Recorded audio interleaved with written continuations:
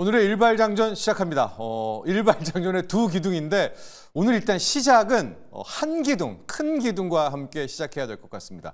김영민 MBN 골드 매니저와 함께합니다. 안녕하십니까? 네, 반갑습니다. 네. 자, 오늘은 김준호 매니저가 지금 약간 늦고 있습니다. 아마 교통 문제인 것 같기도 한데 일단 김영민 매니저와 저와 단둘이 일발장전을 시작하도록 하겠습니다. 마이크론 바로 가야죠. 네, 마이크론 가고 우리 일발장전도 같이 법적으로 가야 될 것 같은데 깜짝 실적 이건 우리가 어제 예상은 했잖아요. 깜짝 전망이 나와버렸습니다. 그렇죠. 네.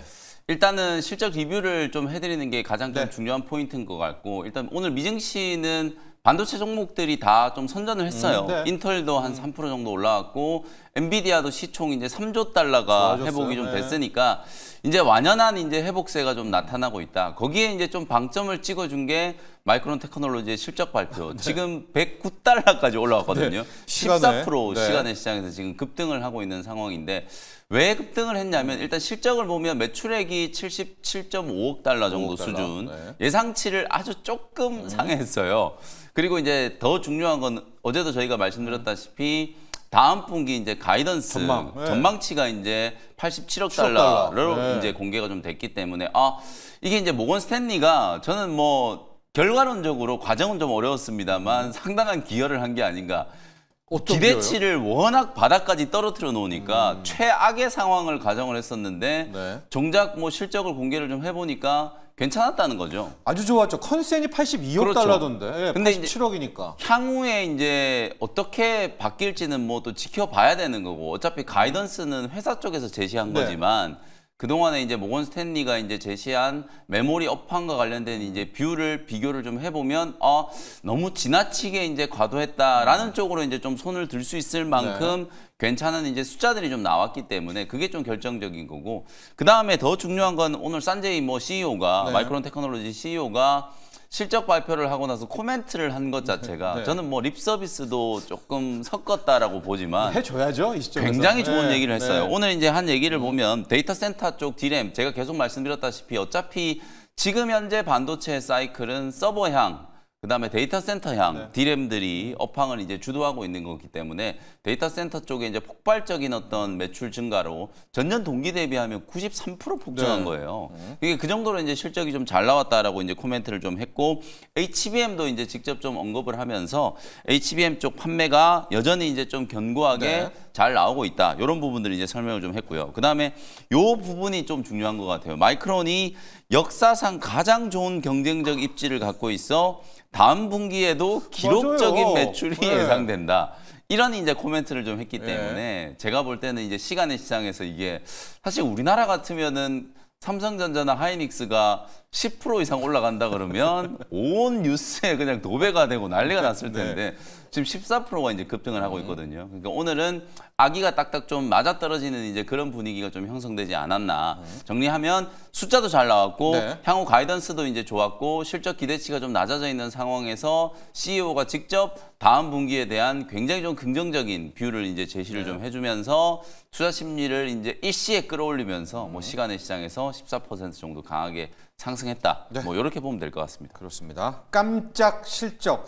요번 분기 실적 보면은 매출액도 깜짝, 그다음에 마진율도 깜짝, 주당 순이익, EPS도 깜짝이었고요. 다음 분기 또 얘기해 주셨지만 87억 달러를 제시하면서 시장 컨센 82억 달러 훌쩍 났고 지금 대표가 이야기한 것이 AI 데이터 센터 향 반도체 짱짱하다. 이게 HBM 공급 과잉 없다는 거 아닙니까? 그렇죠. 짱짱하다는 얘기까지 하면서 지금 14% 급등입니다.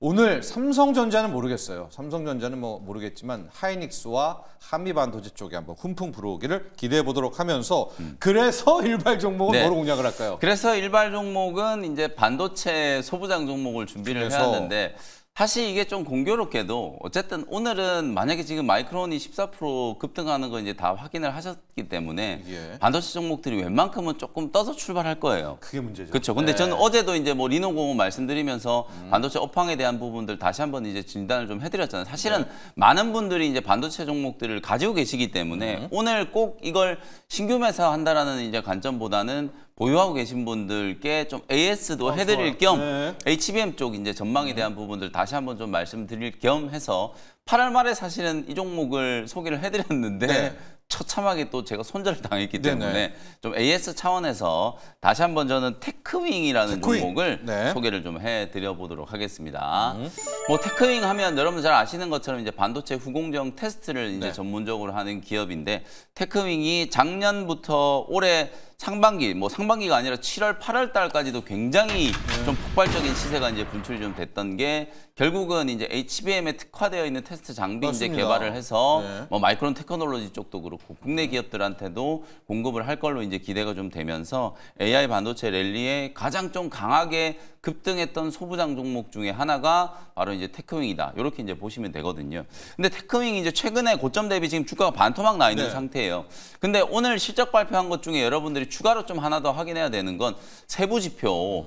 전체 매출액이나 이제 가이던스는 굉장히 좋았는데 HBM 쪽에 이제 기여도가 어느 정도였는지가 중요하거든요. 그걸 이제 따져보면 SK 하이닉스와 한미 반도체가 주가가 너무 과도하게 하락했다라는 게 이제 분명해지는 거고 그러면 또 그 아랫단의 소부장 종목들도 충분히 볼 수 있는 거예요.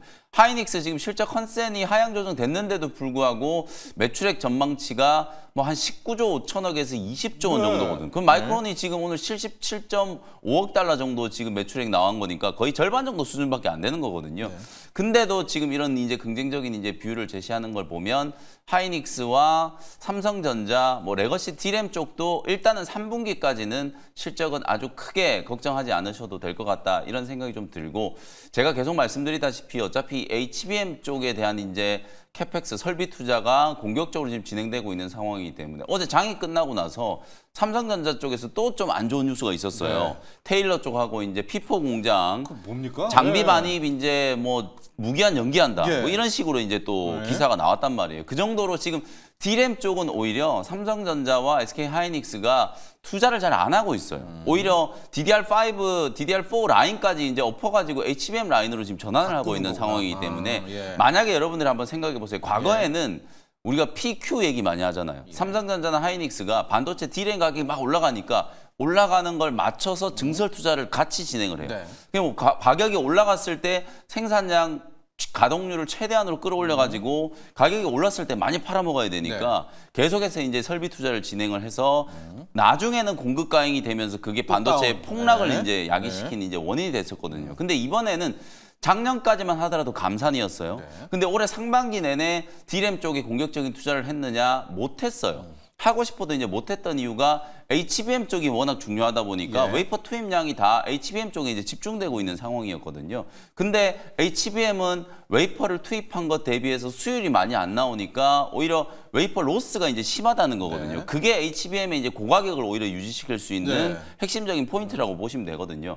이런 측면을 봤을 때 D램 가격이 생각했던 것보다 수요가 설사 좀 부진하다는 걸 감안하더라도 생각했던 것보다 오히려 폭락하지 않을 거다. 그러면 레거시 쪽에서는 가격을 어느 정도 이제 컨트롤하면서 분명히 이제 수요 부진에 대한 부분들이 가밍 요소가 있겠습니다만 하방 압력 자체가 그렇게 크지 않을 거라고 보고 HBM 쪽만 이제 견고하다라고 하면 SK 하이닉스와 그 아랫단의 이제 HBM 수혜주들은 적어도 HBM 아까도 지금 마이크론이 실적 발표하면서 얘기했던 것처럼 서버향, 데이터 센터 향은 여전히 이제 견조하다. 그리고 블랙엘 어제 양산 시작했다는 얘기 나오면서부터 젠슨항 CEO가 대기 수요가 폭발적이다 이런 코멘트를 하고 있거든요. 그런 부분들을 이제 감안하면은 적어도 이제 HBM 쪽과 관련된 부분들은 우리가 지난 한 2, 3개월 동안에 여러 논란들이 있었습니다만 큰 그림은 훼손된 게 없지 않느냐. 근데 주가는 지금 이렇게 다들 반토막이 지금 나 있는 상태니까 되돌려 놔야 된다라는 그런 논리라고 이제 보시면 되거든요. 그래서 이제 낙폭 과대 구간을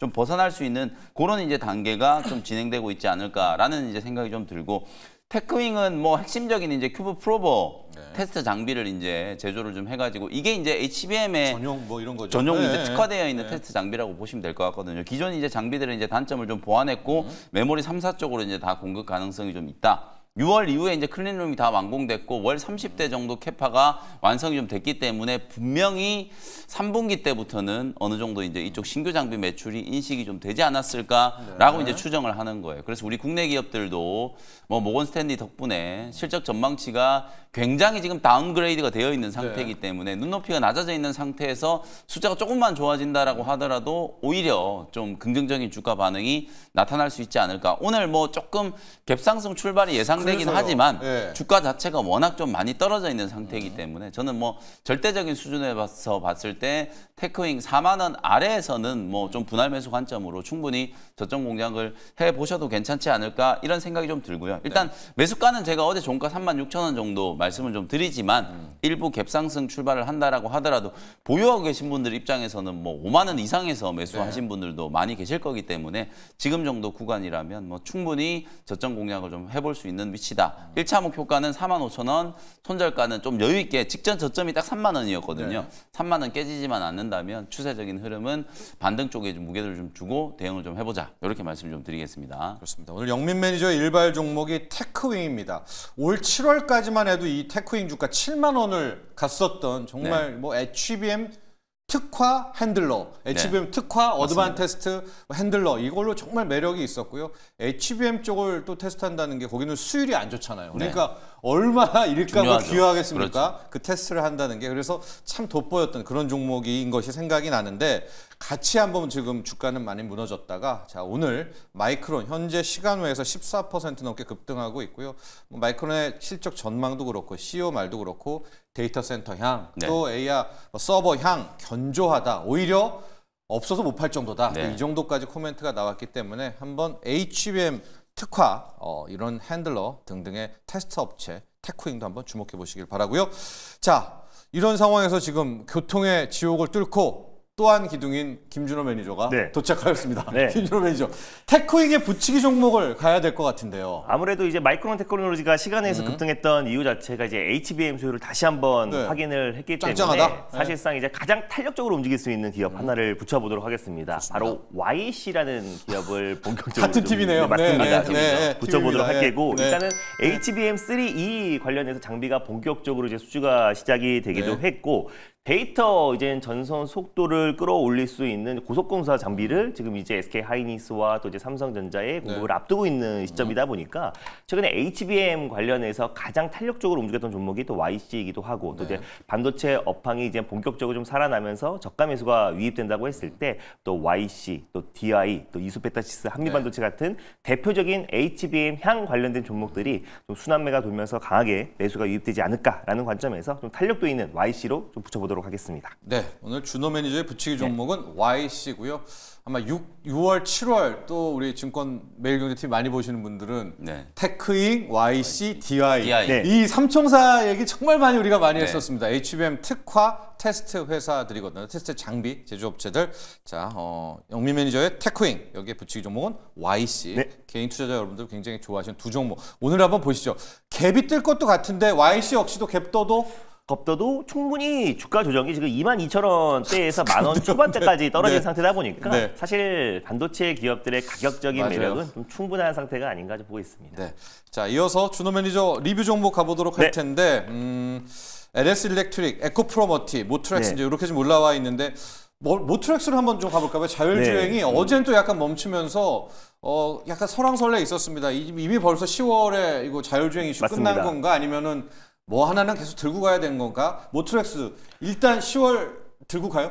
일단 모트렉스 10월까지도 충분히 유효하지 않을까. 그래서 사실 항상 이제 테슬라의 어떤 이제 뭐 메모리얼 데이, 뭐 아니면 로봇 공개하는 날, 옵티버스 데이, 아니면 또 이번에는 이제 로보택시 공개를 앞두고 있는데 항상 공개를 하고 나서 실망감의 조정이 나왔던 적은 많지만은, 근데 이번에 로보택시는 8월 8일날 이제 공개를 하려다가 이제 10월 10일로 좀 연기를 한 상태잖아요. 또 그리고 이제 새벽에 심야 자율주행 버스 관련해서 강남에서 이제 시범 운행이 본격적으로 시작된다라는 소식도 나와줬기 때문에 이제 자율주행 섹터 같은 경우는 어떻게 보면 이제 초기에 누가 선점하는지가 굉장히 중요할 것 같아요. 왜냐하면 이게 바로 사람의 생명과도 이제 담보가 되어 있는 부분이다 보니까 처음에 이제 선점했던 그 기업이 사실 각 국의 어떤 엄청난 데이터가 쌓일 수밖에 없는 거잖아요. 그러니까 그래서 이제 최근에 테슬라가 실질적으로 로보택시를 공개한다고 했을 때 이제 반 테슬라 진영에서 실질적으로 지금 자율주행 관련된 어떤 이제 기술력 공개라든지 아니면은 많은 기업들이 협업을 좀 하고 있는 상태가 아닐까 보고 있습니다. 그래서 로보택시 공개 전후로 저는 오히려 글로벌 완성차 업체들뿐만 아니라 이 테크 기업들까지도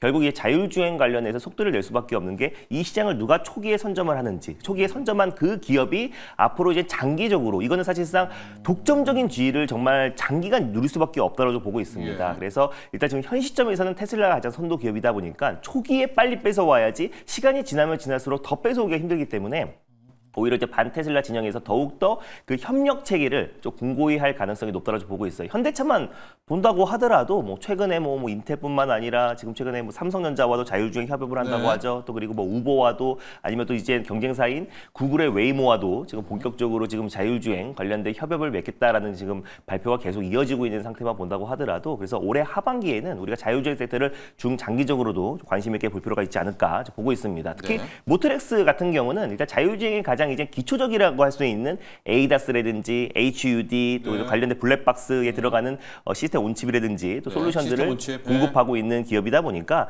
이 모트렉스는 이제 자율주행 관련된 sek터가 같이 움직였을 때 좀 탄력적으로 움직일 수 있는 대표적인 종목이다. 근데 가장 뭐 대표적인 종목은 근데 이제 테슬라 향은 퓨런티어라고 지난번에 한번 소개를 또 해드렸었고 또 그리고 현대차 같은 경우는 현대차가 2대주 지위로 있는 슈어소프텍 같은 기업들이 가장 핵심이긴 하지만은 자율주행 업황 자체가 살아나면 모트렉스, 모바일 어플라이언스 같은 대표적인 기업들도 같이 좀 이제 그 훈풍에 같이 상승 흐름이 나오지 않을까 보고 있습니다. 그래서 일단 뭐 어제는 좀 쉬어가는 모습을 보여줬지만 전 자율주행에 대한 어떤 훈풍은 계속 이어질 수밖에 없다고 보고 있고요.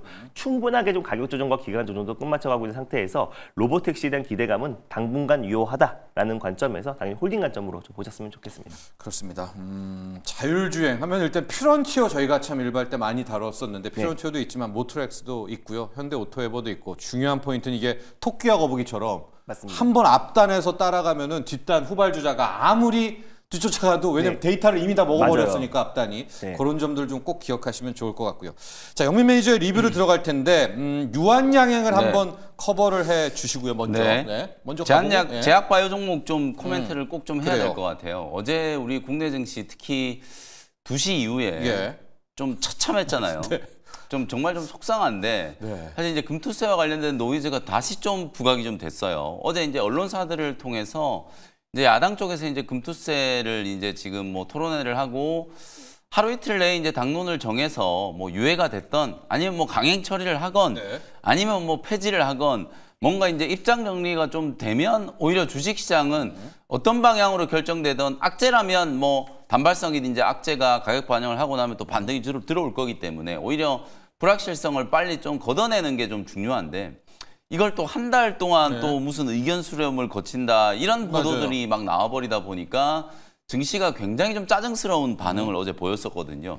코스피, 코스닥 양시장 다 어제 이제 분봉 흐름을 보시면 제가 잠깐 열어드리면 코스닥 차트 지금 이게 지금 3분봉 차트인데 어제 보시면은 이게 무슨 미사일 쏜 것처럼 북한이 무슨 뭐 핵실험한 것처럼 갑자기 멀쩡하던 이제 시장이 2시 넘어서서부터 이렇게 이제 급락세가 연출이 되고 심지어 코스닥뿐만 아니라 코스피 시장도 이렇게 2시 이후에 보시면은 분봉이 그냥 와르르 좀 무너지는 그런 모습이 좀 나타났거든요. 물론 어제 이제 조정 들어온 게 또 금투세 논란 때문만이다라고 볼 수는 없습니다만 이게 아무래도 공교롭게 딱 그런 보도가 나오기 시작하면서부터 주가 흐름이 이제 이렇게 돼버리니까 특히 또 그중에서 변동성이 가장 좀 크게 휩싸였던 게 제약바이오 업종이었거든요. 아무래도 이제 제약바이오 업종은 특히 대한민국에 이제 또 큰 손들이 많이 보유하고 있는 종목들이 많다 보니까 또 많이 벌었죠. 맞습니다. 많이 벌기도 했고 그러다 보니까 또 금투세 관련된 노이즈가 부각되니까 유한양행을 포함해서 알테오젠 최근에 가장 좀 강력하게 움직였던 알테오젠도 지금 보시는 것처럼 2시 이후에 이렇게 낙폭이 이제 강해졌다라고 보시면 되거든요. 이제 그래서 어제 저는 좀 다분히 좀 심리적인 좀 짜증스러운 이제 투매 물량들이 좀 나오면서 주가가 좀 흔들린 거지. 뭐 제약바이오 업황에 대한 이제 문제라든지 어떤 개별 악재가 부각이 돼서 조정이 들어온 건 아니다. 특히 최근에 이제 키 맞추기라고 하죠. 우리가 많이 빠져있던 반도체와 2차 전지 종목에 대한 저가 매수가 들어오고 있고 많이 좀 올랐던 제약바이오 종목에는 언제 내가 한번 이거 차익 실현해야 되는데 눈치 보고 있다가 금투세 노이즈 딱 나오니까 그냥 차익 실현해버리는 이제 그런 분위기가 좀 만들어졌다라고 보여지기 때문에 제약바이오 업종 전체적으로 추세적인 흐름은 크게 문제 없다라고 보시면 될 것 같거든요. 유한양행도 지금 30%가 넘게 이제 단기간 안에 30% 넘게 지금 수익을 기록을 하고 있잖아요. 이게 근데 이거 한 달 후에 결정을 한다고 했잖아요. 그럼 어떡합니까? 한 달간은 어떻게 될까요? 예. 또 제가 알테오젠 얘기해 주셨는데 알테오젠 차트 한번 볼까요? 네네. 저도 어제 약간 좀 화났던 게 네. 알테오젠 같은 경우도 거의 물론 뭐 확실한 건 아니지만 민주당이 한 달 후에 네. 결정할 것 하는 순간부터 맞습니다. 순간 분봉에서 그때부터 운동이 빠지기 터졌거든요. 근데 알테오젠이야말로 돈 번 분들이 네. 많았던 네. 종목이니까 분명히 돈 번 분들이 금투세 유예 한 달 연기 때문에 털었다고 보는 게 이건 합리적이죠. 네. 네, 알테오젠은 정말 네. 왜 많이 벌었으니까. 그래서 어쨌든 한 달 동안 더 그럼 뭐 어떡해요? 의견 수렴을 지금 이제 사실 내년부터 시행이니까 100일도 안 남은 상태에서 이게 이제 한 달을 더 검토한다 이러니까 뭐 시장은 오히려 이런 불확실성을 한 달 더 끌고 가야 되니까 그게 이제 좀 짜증스러운 네. 거예요. 근데 어쨌든 주가라는 게 금투세 때문에 주가가 오르고 떨어지고 뭐 절대적인 그건 이제 아니다. 영향을 네. 주는 건 아니라고 볼 수 있거든요. 물론 심리적으로 이 영향 때문에 좀 더 들고 갈까 하다가 매도를 서두를 수는 있어도 네. 주가의 추세적인 흐름 자체는 저는 크게 훼손되지 않는다라고 보거든요. 그래서 일시적인 조정, 알테오젠도 추세가 뭐 깨지는 조정이 나오는 거라면 좀 걱정하겠습니다만 지금 보면 워낙 지금 21선 추세가 견고하기 때문에 뭐 일시적인 조정 또 많이 올랐기 때문에 일부 차익 실현 물량은 충분히 좀 나올 수 있는 부분이에요. 그래서 그런 부분들을 감안한다라고 하면 기업들의 어떤 추세적인 흐름은 크게 훼손되지 않을 거다. 대신에 말씀드렸던 것처럼 우리가 이제 한 달 동안 더 이런 불확실성을 끌고 가야 된다는 거. 이게 또 금투세 논란이 또 불거질 때마다 시장이 또 짜증스러운 좀 반응을 보일 수 있는 가능성도 충분히 좀 있으니까 그 부분은 굉장히 좀 안타깝다. 뭐 그 정도밖에 말씀을 못 드릴 것 같습니다. 네. 근데 오히려 어저께 이제 한 달 유예한다라는 거는 이제 사실상 공식적으로 이제 유예가 거의 확정된 게 아닌가라고 좀 오히려. 보고 그렇죠. 있습니다. 예. 왜냐하면은 저 또한 이제 그 뉴스가 나오자마자 시장이 좀 크게 흔들렸잖아요. 네네. 그래서 오히려 저도 순간적으로 좀 짜증이 나고 화도 나기도 했는데 네. 이제 와서 이제 한 달 동안 이제 뭐 당 내외 또 여론을 좀 체크를 해서 재보궐선거. 확인을 네. 해서 또 실질적으로 다시 한번 당론을 결정 내리겠다고 했는데 그럼 그동안은 확인을 안 하고 뭐 했나 이런 생각이 들었었는데요. 근데 생각해보니까 이제 그거는 어떻게 보면은 사실상 이제 한 번에 당론을 뒤집기는 또 어렵잖아요. 네, 그리고 또 이제 명분 쌓기고 네. 또 이제 또 일각에서는 우리가 지금 주식을 투자하다 보니까 당연히 이게 폐지되기 바라겠지만 또 이제 주식을 투자하지 않는 사람들에서는 세금을 걷는 게 또 좋다라고 생각할 수 있어요. 왜냐하면 부동산 투자하시는 분들 입장에서는 오히려 부동산에 세금을 안 내고 주식에 세금을 내면은 오히려 또 찬성하는 입장도 분명히 어느 정도는 있을 거라 봅니다. 그래서 주식이 망해야 부동산을 가잖아요. 맞습니다. 돈이. 예. 그래서 이제 실질적으로 어느 정도 명분 쌓기용으로 또 그런 발언이 나오지 않았나라고 보고 있고 사실상 그런 발언을 했다라는 것 자체가 오히려 유예 쪽이 거의 이제 확실시 된 상태에서 한 달 동안 또 확인했는데 그래도 우리는 시행하겠습니다라고 하면 정말 이거는 촛불 집회로 갈 수밖에 없는 거잖아요. 네, 그래서 오히려 저는 맞습니다. 그래서 결국에는 한 달을 유예하겠다라는 거는 일단 우리가 정말 심사숙고하다, 삼고초려하고 있다라는 모습을 좀 보여주기 위한 어떤 어필이 아니었나라는 보고 있고요. 오히려 저는 그래서 유예가 거의 확정시 됐다. 그래서 어제는 약간 짜증 섞인 투매가 나왔고 또 시세가 크게 분출되었던 알테오젠이든지 아니면 신고가 랠리가 나왔던 종목들의 어떤 회피성 물량 사실상 이제 어떤 세금 회피성 물량이 짜증 섞인 물량들이 나왔던 거고 오히려 냉정하게 생각했을 때는 거의 유예 확정 발언이 아니었나라는 관점에서 너무 크게 걱정 안 하셔도 좋을 것 같습니다. 그렇습니다. 어제 참 공교롭게도요. 그 알테오젠, 유한양의 리가캠 바이오에서 차트만 놓고 보면은 모두가 행복한 그 종목은 어제 좀 터졌더라고요. 이제 어제 터신 분들은 진짜 짜증이 났는지 아니면 정말 많이 벌어가지고 이제 이 정도는 됐다라고 털었는지 뭐 이렇게 생각하셨을 것 이렇겠지만 같아요. 우리 두 분의 전문가께서도 이야기를 해줬지만 주식이라는 게 또 금투세만으로 가는 것도 아니고요. 이게 유예일 수도 있기 때문에 이 세 종목들 뭐 펀더멘털이 깨진 건 아니잖아요. 맞아요. 그리고 정책이라는 게 결국 여론에 수렴하기 마련이니까요. 당연히 이제 유예 쪽으로 갈 가능성이 너무나 높습니다. 좋습니다. 에코프로머티 준호맨님, 에코프로머티 볼까요? 에코프로머티 같은 경우는 제가 이제 계속해서 이제 2차전지 상승이 나오려면 결국 이제 에코프로머티가 상승이 나와줘야 된다. 그래서 양극재보다 조금 더 매력적인 거는 전구체다. 생산량 자체가 절반도 못 미치기 때문에 결국 지금 당장 전구체를 공급할 수 있는 기업은 에코프로머티가 유일하고 사실 그리고 에코프로 그룹주 내에서도 사실 악성 매물이 가장 좀 제한적인 종목입니다. 왜냐면 그 매물이 많이 쌓여 있다라는 거는 그걸 다 뚫고 올라가려면 정말 강력한 재료가 나와줘야 되는데 에코프로 머티 같은 경우는 이미 작년 말에 또 상장한 기업이다 보니까 좀 다소 가볍게 올라갈 수 있는 여지가 충분하고 또 그리고 2025년도에 3공장, 4공장이 이제 순차적으로 이제 가동이 되기 때문에 2025년도는 거의 뭐 성장이 담보되어 있는 기업이다. 그래서 약간의 우려는 이제 2대 주주의 어떤 블록딜 문제인데 오히려 에코프로 머티 블록딜이 나왔을 때 에코프로 머티보다 포스코 그룹주나 코스모 그룹주 그리고 실적으로 2차전지 기업들이 더 많이 빠졌어요. 네네. 그래서 최근에 회복 속도만 본다고 하더라도 에코프로 머티가 가장 강력하게 올라가지고 있고 또 이제 테슬라에서 어느 정도의 전기차 캐즘이 극복되고 있다라는 신호탄이 나와준 상태이다 보니까 에코프로 머티는 저는 뭐 추가적인 상승 여력뿐만 아니라 2차전지 섹터의 상승을 견인할 수 있는 2차전지 내 주도주 역할을 할 수 있다고 보고 있습니다. 그래서 이미 지금 말씀드리고 나서 한 25% 정도 수익권이긴 하지만은 저는 정말 추가적인 상승 여력은 충분히 남아있다고 보고 있고요. 2차전지는 결국 저는 이제 자율주행의 모멘텀도 받을 수 있다고 좀 봐요. 예전 같은 경우는 이제 테슬라의 어떤 자율주행, 테슬라의 모델 3나 모델 Y를 샀을 때 오토파일럿이나 이제 자율주행 같은 기능들을 일부 좀 경험할 수 있는 부분이었다면 지금은 자율주행을 우리가 경험하기 위해서 전기차를 살 수밖에 없는 거잖아요. 그래서 뭐가 됐든 간에 자율주행 시장이 커지던 아니면 전기차 캐즘이 극복되든 다시 한번 2차전지 섹터의 어떤 훈풍은 올해 하반기부터 서서히 회복될 가능성이 높다라고 좀 보고 있습니다. ESS 측면만 본다고 하더라도 전구체 공급량은 계속 늘어나고 있기 때문에 에코프로 머티는 2차전지 내에서 그래도 주도주 역할로, 대장주 역할로 관심 있게 봐야 되지 않을까 보고 있습니다. 그렇습니다. ESS가 또 있습니다. 여러분 LFP 배터리 전기차에 못 들어가도 ESS로 또 꽤나 소화가 된다라고 하니까 이제 해리스가 돼야 된다는 또 존재 조건이 있기는 하지만 해리스 뭐 11월 5일 이후에를 우리가 생각한다면 정말 해리스가 뭐 된다라고 치면 그때부터 상당한 시세든 분출들도 있을 것 같으니까 거기에 대한 대비도 해주시고요. 영민이죠. ST팜을 좀 부탁드려야 되는데 여러분들 어제와 그제 나왔던 거 하나를 바로 잡을게요. 생물보안법에서 중국의 우시가 빠졌다라는 좀 루머가 있었어요. 그러니까 우시는 계속 공급한다. 근데 그 오보랍니다. 우시 역시도 생물보안법에서 제재를 받게 된다라는 것들.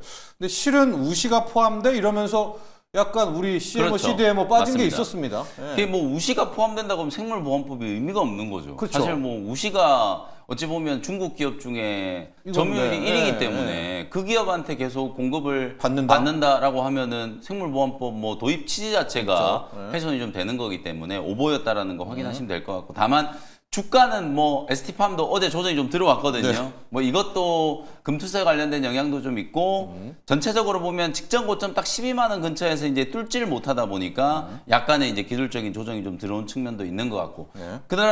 그러지만 이제 ST팜 말고 바이넥스라든지 삼성바이오로직스는 추세 자체가 아직도 여전히 이제 좀 견조하다고 보시면 되거든요. 어제 제약바이오 기업들이 대부분 다 음봉이 이제 나온 거는 오후 2시 이후에 이제 나타났던 음봉이기 때문에 그 음봉을 무시한다라고 하면 뭐 추세적인 흐름 자체는 크게 훼손되지 않았다. 저는 그렇게 보고 ST팜이야말로 제가 그리고 이제 그 생물보안법과 관련된 부분들도 자꾸 이제 여러분들이 너무 이 우시 제외하니까 우리 기업들이 반사수혜다 이렇게 보지 마시고 의약품 시장이 전체적으로 지금 굉장히 커질 수 있는 가능성에 대해서 제가 언급을 좀 드렸었잖아요. 금리가 이제 떨어지고 제약바이오 산업에 대한 이제 투자가 늘어나고 M&A라든지 기술 도입 그다음에 또 신약 개발이 이제 본물 터지듯이 이제 나오면 결국 의약품을 생산하는 사람들 입장에서는 원료 의약품 공급도 늘어날 거고 CMO, CDMO 수요도 늘어날 수밖에 없는 구조기 때문에 중국 기업을 배제하지 않는다라고 하더라도 전체 파이가 굉장히 좀 커지면서 실제로 삼성바이오로직스라든지 ST팜 같은 경우에는 수주가 계속 늘고 있는 게 실적으로 입증이 되고 있잖아요. 바이넥스 같은 경우에는 이제 FDA 실사 끝났고 이제 곧 이제 인증을 이제 받으면 또 그런 이제 실적 수주가 가능하다라는 이제 그런 시나리오고요. 그래서 전반적인 상황을 봤을 때 저는 미국 대선 이후에도 CMO, CDMO 기업들은 뭐 굉장히 좀 좋을 수밖에 없다. 그래서 대장주 삼성바이오로직스를 필두로 바이넥스 ST팜 계속해서 좀 눈여겨보실 필요가 있다. 조정이 오히려 또 없었던 분들 입장에서는 신규 진입을 할 수 있는 또 좋은 찬스가 만들어졌다. 이렇게 말씀을 드릴 수 있을 것 같습니다. 그렇습니다. 또 ST팜의 매력이 있습니다, 여러분. 리보엑산, RNA 쪽에서 CMO, CDMO 할 수 있는 요거는 굉장히 또 ST팜만의 또 작지만 또 강한 또 그런 매력이 있다는 거 체크하시고요.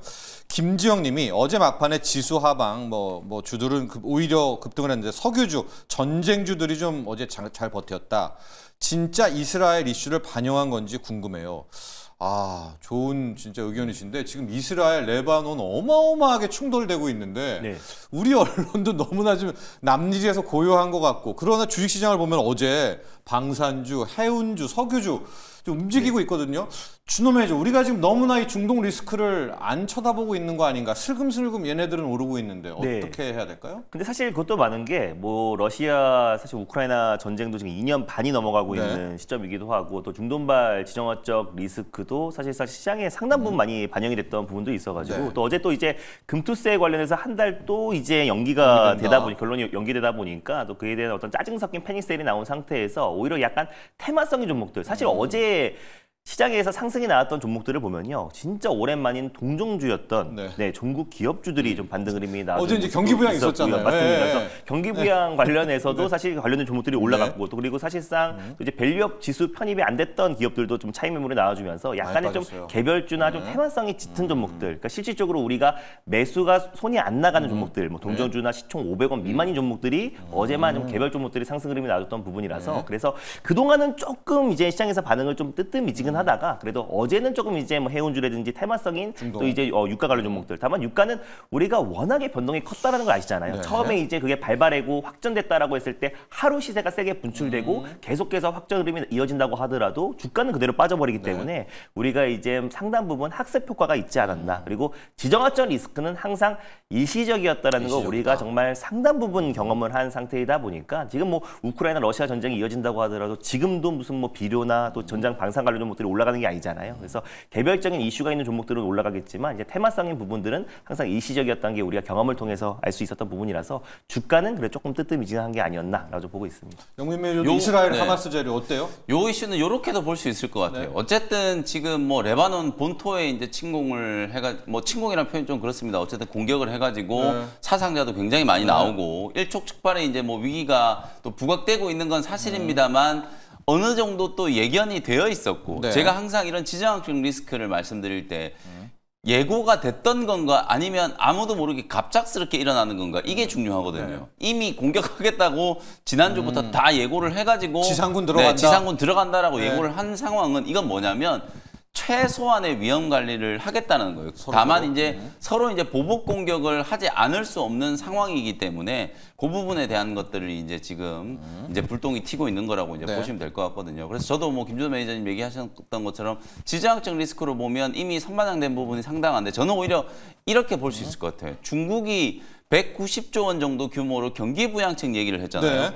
이러면서 또 나오고 있는 게 원자재 랠리 또 나오는 거 아니냐. 구리 가격 막 올라가고 금 가격 이제 은 가격까지 이제 같이 올라가고 은이 많이 올라요. 원유 가격도 올라가는 것도 사실 그런 측면으로 볼 달러는 약세죠. 거기다가 이제 중국이 경기 부양책 한다 그러죠. 이러니까 또 원자재 랠리가 이제 좀 나올 수 있다라는 그런 그래서 해운 그렇죠. 단기 테마성 이제 이슈가 이제 부각이 좀 되면서 해운주라든지 뭐 유가 관련된 종목이라든지 이런 종목들이 이제 오른 거라고 볼 수도 있거든요. 그래서 이걸 뭐 너무 지정학적 리스크가 또 우리 시장을 또 옥죄지 않을까 뭐 이렇게 이제 확대 해석할 필요는 없을 것 같고 뭐 원자재 랠리 쪽에서는 또 이게 테마주들이 많잖아요. 뭐 그런 뭐 짜잘한 테마주들은 또 트레이딩 관점으로 그런 측면에서 보면 또 니켈이라든지 리튬 가격도 올라갈 수 있는 거예요. 여지 많죠. 그러면 또 2차 전지 종목들도 또 반등의 여지가 있는 거니까 그렇게도 해석할 수 있는 영역이다라고 보시면 되겠습니다. 좋습니다.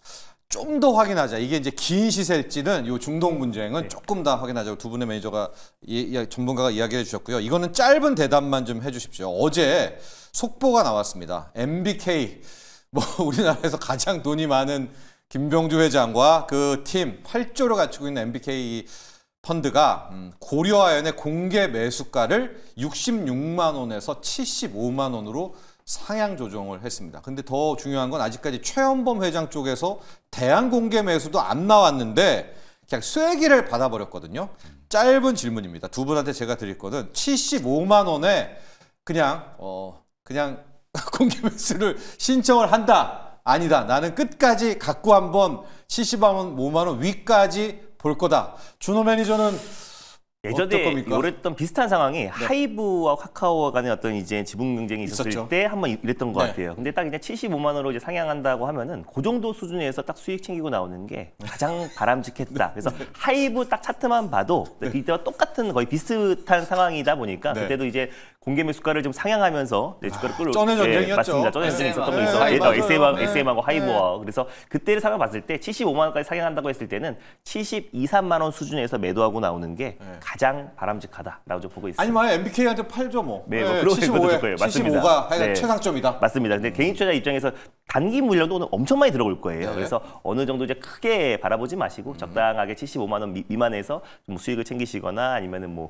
근데 사실상 근데 이런 것도 이 논란의 중심에 설 필요는 없다라고 좀 보고 있습니다. 그래서 먼 발치에서 우리가 이제 어떤 식으로 흘러가는지 지켜봐도 좋지 않을까 좀 보고 있습니다. 들고 있는 분은 75가 일단 맥심가다, 맥스가다 맞습니다. 이렇게 좀 영민 매니저는 어때요? 왜냐하면 최연범 회장과 그 팀이 아직은 그러니까 아직은 안 하고 있는데 혹시 모르잖아요. 고라인에서도 지금 CP를 4천억치 발행한다 이런 얘기가 나오고 했기 때문에 뭐 대항은 분명히 할 것 같거든요. 근데 이게 사실 이제 우리 주주분들 입장에서는 김조 매니저님 방금 말씀 잘해주셨다시피 이게 이슈가 됐을 때는 막 계속 이제 공개 매수 가격 올리면서 경쟁을 할 것 같다가도 어느 순간 또 합의했다. 뭐 이런 얘기가 나올 수도 있는 거고 사실상 이게 이제 75만 원 정도 수준이라면 고려아연이 고려아연이 지금 순식간에 일주일 만에 이런 뭔가 경영권과 관련된 이제 분쟁 때문에 순식간에 주당 20만 원이 지금 올라간 거라면 50%가 오른 거거든요. 뭐 이 정도 수준이라면 저는 뭐 공개 매수 가격이 추후에 왜 공개 매수 가격을 올리냐면 지금 시장가가 70만 원인데 기존의 공개 매수 가격 66만 원에 누가 팔겠습니까? 그렇잖아요. 공개 매수가 실패할 것 같으니까 75만 원으로 이제 올린 거기 때문에 더 뭐 80만 원 이렇게 할 수도 있겠습니다만 뭐 75만 원 정도 수준이라면 주주분들 입장에서는 손해보는 뭐 장사는 아니다. 저는 그렇게 말씀 좀 드리고 싶습니다. 네, 두 분의 전문가 역시도 이번에 2차 공개 매수가 올렸습니다. 75만 원 정도가 아닐 건가 이제 전망을 해 주신 거고요. 판단 여러분들이 하셔야 되는데 그래도 모릅니다. 만약에 최원범 회장과 지금 뭐 한화 쪽에 김동관 부회장도 만난다고 하고 아직 이 팀이 지금 안 나오고 있어요. 뭘 할지. 불이 붙으면 공개 매수 가격 더 올라갈 수 있는 여지도 분명히 있긴 있어요. 맞아요. 그러니까 불이 붙는지를 꼭 확인하시면 좋을 것 같고요. 우리 끼 부리는 김민지님 또 오셨군요.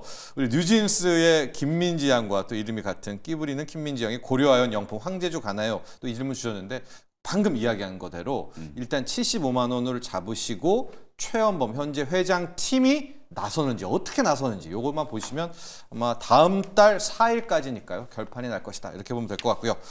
자, 이제 준호 매니저 일발 종목 갈까요? 네, 일단 오늘 소개해드릴 거는 아무래도 이제 반도체 업황이 살아나고 제가 또 자율주행 관련된 이제 그 섹터를 굉장히 좋아하는데 두 가지의 모멘텀을 다 가지고 있는 차량용 반도체 칩 기업을 하나 가져와 봤습니다. 바로 어디죠? 넥스칩이라는 기업을 좀 소개를 해드릴 텐데 사실은 이제 AI 열풍 사실상 챗 GPT가 세상에 공개되기 전에 이제 반도체의 어떤 슈퍼 사이클을 예견했을 때 항상 먼저 대두됐던 게 차량용 반도체였어요. 근데 이제 오픈 AI에서 깜짝 작년 1월 달에 챗 GPT를 공개하면서 그동안은 HBM이라든지 사실상 이제 AI 솔루션에 들어가는 금강을 캐기 위해서 곡괭이로 대두되는 HBM 또 AI 가속기 쪽에 수급이 쏠리면서 최근까지도 시세가 세게 분출됐었잖아요. 근데 마찬가지로 이 자율주행 시장이 개화됐을 때 누가 초기에 선도 기업이 될지는 우리가 좀 지켜봐야 될 부분이지만 거기에 들어가는 이제 차량용 반도체 칩 수요는 그러니까 한번 금강을 캐기 위해서 곡괭이 관련 종목들은 같이 수혜를 받을 수밖에 없지 않을까 좀 보고 있습니다. 실제로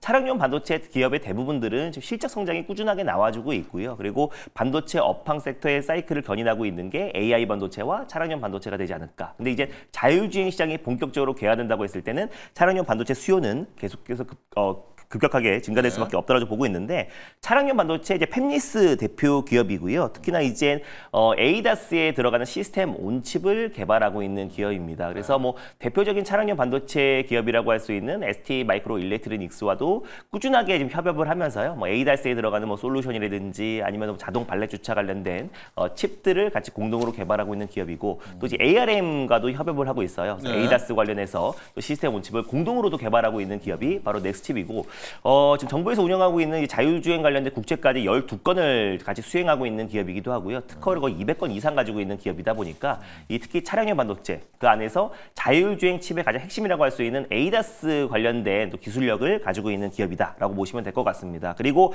자체 브랜드 이제 아파치 그 안에서 아파치 6 같은 경우는 대형 계약이 임박했다는 소식 나와주면서 최근에 바닥 대비 강한 매수세가 좀 유입되고 있는 모습이고요. 실질적으로 지금 이제 주력인 영상 처리 반도체 지금 이제 그 수요가 꾸준하게 좀 증가하면서 올해 상분기, 4분기부터는 이제 매출 성장이 가파르게 진행될 가능성이 높다라고 보고 있습니다. 그래서 결국 ADAS 시스템 몸칩 관련해서 독보적인 기술력을 가지고 있는 기업이고 글로벌 이제 완성차 업체들뿐만 아니라 뭐 삼성전자와 현대와도 그리고 아까 말씀드렸었던 차량용 반도체의 가장 대표격이라고 할 수 있는 뭐 NSP 그리고 또 이제 ST마이크로 일렉트로닉스와도 꾸준하게 협력 체계를 구축하고 있는 넥스칩이 오히려 지금 우리가 AI 어떤 열풍과 챗 GPT가 이제 공개되고 나서 꾸준하게 처음에는 AI 소프트웨어가 움직이고 지금까지 AI 하드웨어 또 곡괭이로 할 수 있는 HBM 관련 종목들이 올라갔듯이 마찬가지로 자율주행에 누가 선도 기업이 될지는 좀 지켜봐야겠지만 거기에 들어가는 핵심 칩 수요는 폭발적으로 증가할 수 있다는 관점에서 넥스칩을 오늘 한발 종목으로 들고 와봤습니다. 그렇습니다. 넥스트칩,